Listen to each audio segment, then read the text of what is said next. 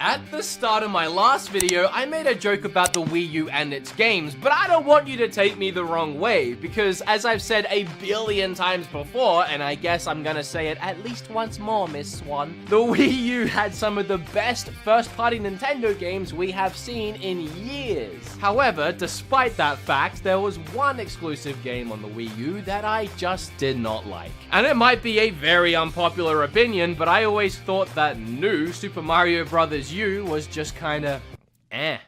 It felt like the same game I had just played on the Wii. In fact, it just felt like the same game I had been playing for the last 20 years. Ironically, there was nothing new about it, both then and even now. Which is why I found it really weird that out of all the amazing Wii U games that aren't on the Switch yet, games like Mario Maker, Tokyo Mirage Sessions, Fatal Frame would have been perfect as a Japanese-only release, port it to Switch and make it worldwide. And then there's one game that we're going to get to later in the video that would have made so much more sense than new Super Mario Bros. U, and yet here we are with yet another $60 Wii U port that ironically didn't really add anything new at all. But before we get started with any of that, I want to thank today's sponsor, Skillshare, because they are allowing me to answer a ton of questions that I get asked every single day on this channel. Questions like, what video editing software do I use? Where did I learn graphic design? Well, to start with, I'm editing this video in Adobe Premiere, which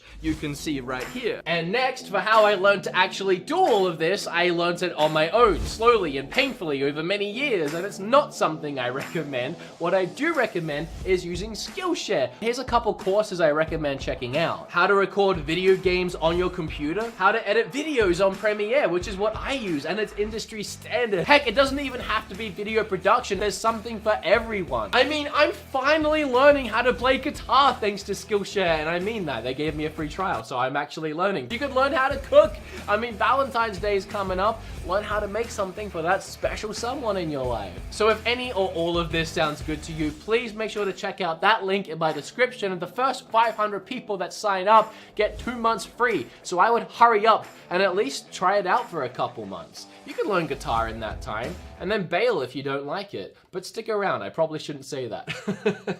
Once again, I want to thank Skillshare for sponsoring this video, especially in January of all times. And now we can get back to your regularly scheduled programming, which is listening to a 28-year-old man with a full-grown beard complain about a kid's game on the Switch. You sure you want to do what I do?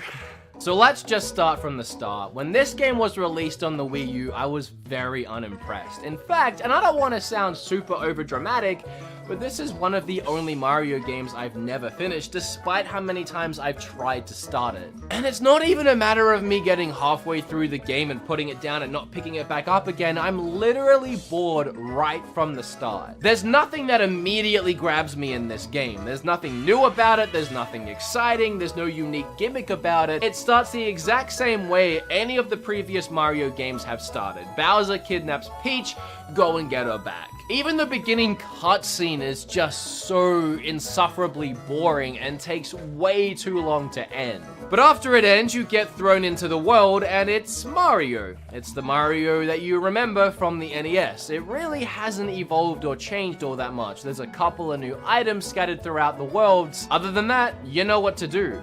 Even the way the game looks is very uninspiring. I mean, I think Donkey put it best in his recent video. Now, I just showed you 3 levels from Donkey Kong versus 1 from Mario, right? Right? Wrong!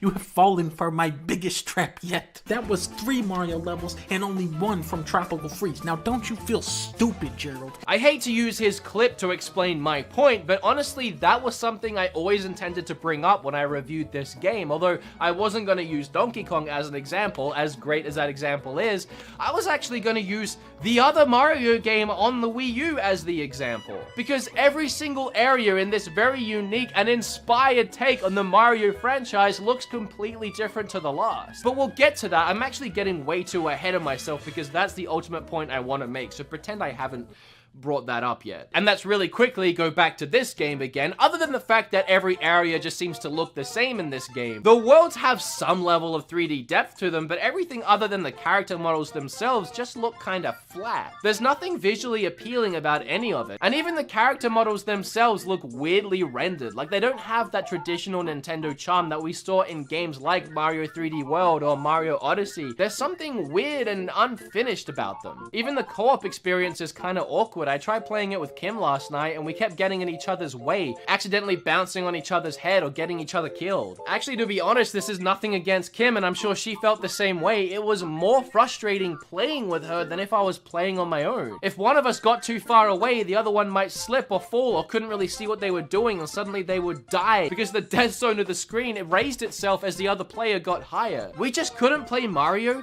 the way that we wanted to play Mario, the way that we've always played it. It just led to a lot of waiting around and accidental deaths. And honestly, I feel like that's about all I have to say about this game. If you've played any other Mario game, if you played the 3DS Marios or the Wii Mario, you know exactly what you're in for here. There's no one exciting moment or exciting level I can talk about. It's all just the same throughout the game. So regardless of my personal feelings about the game, it is on the Switch and it is a full price $60. So what did Nintendo add into this Switch version to make it worth paying the exact same amount we paid years and years ago? Well, they added new Super Luigi U and Toadette with her super crown to become Peachette.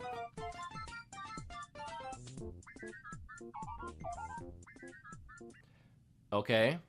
I mean, Super Luigi U became really expensive due to its low print run, so maybe if you haven't played that, it might be worth it. But Super Luigi U is the same game. You just play as Luigi and the stages are slippery. Cool. But other than that, it's the same old it's the same old new Super Mario Brothers U. I'm sorry, before we talk about this, can we just for a moment talk about how confusing that new is now? We knew, man, I'm getting tongue-tied. We knew that this would happen back on the Wii U and the 3DS when everything started getting released as new this and new that. Yeah, it was new at the time, but what's gonna happen in 5-6 years? And on top of that, it's a double whammy. It features the U from Wii U. That was another thing when the game started coming out, like Zombie U. We were all like, what's gonna happen if you make a sequel? Zombie U 2? What's that gonna look like? Undead Bono? And now you have both. New Super Mario Brothers U. It's not on the Wii U when it's not new, but oh, they put deluxe with the Joy-Con so you don't get confused.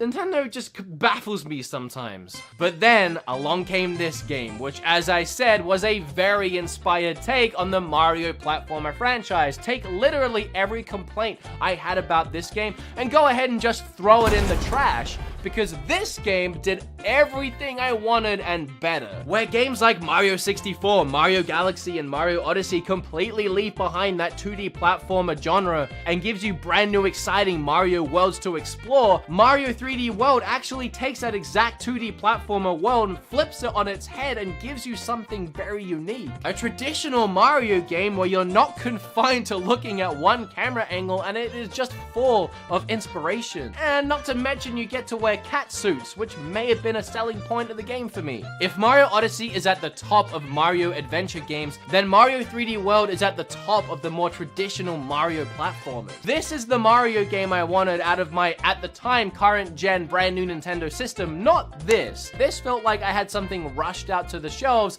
just so I had a Mario game at launch. And unlike Mario Brothers U, this game was gorgeous. Look at the lighting, the textures, the details, and the visual variety is stunning. You're not restricted to the same grassy fields. Almost every single level in Mario 3D World presents some kind of unique or interesting idea or gameplay mechanic for you to explore and just enjoy. And there's so many of them that they never outstay their welcome. You're always experiencing something fresh and something different, whether it's in the visuals, the music, or the gameplay. And it keeps the entire game moving and breathing and flowing, and you just want to keep playing that next level for whatever reason it is that you're enjoying the game just to see what happens in the next one. And I think one of the biggest differences between these two games is that Mario 3D World is unpredictable. You never know what's gonna happen in the very next stage. It could be completely different. You're constantly having to adapt and experience new gameplay mechanics. In Mario Bros. U, there's no excitement or anticipation to getting to that very next world because you know it's gonna be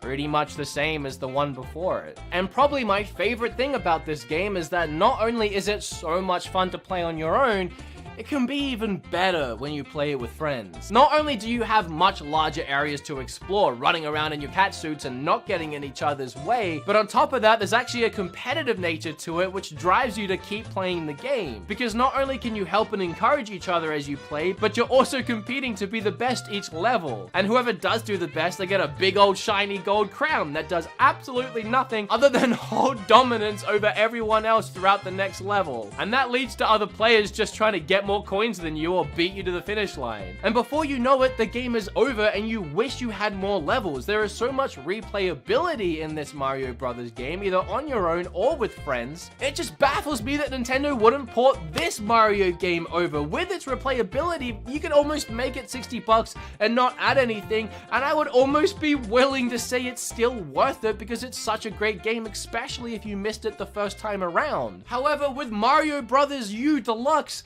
I wouldn't even recommend it at $60 if it was your first time playing it, because I don't feel like there's $60 worth of content in here. $40, yeah, good deal if you actually enjoy the game. This is worth $60 twice, in my opinion. Hey, even if you're mad at me for not loving this game and kind of crapping on it, can we at least agree that this would have been a better port for the Switch, and maybe that it's even a better game than this one? I don't know, maybe I'm the only one that doesn't like this game. Maybe there's just something about it that doesn't click with me. Maybe I've just played too many Mario games like this in my life to enjoy another one. But hey, if you like this video or you learned a little something, make sure you hit flip all over that subscribe button. Click or tap on this video right here because I would really appreciate it. And hopefully I was talking about something much happier in that video. And now I'm gonna go eat some cheese and play more Travis Strikes Again. That'll be my next video.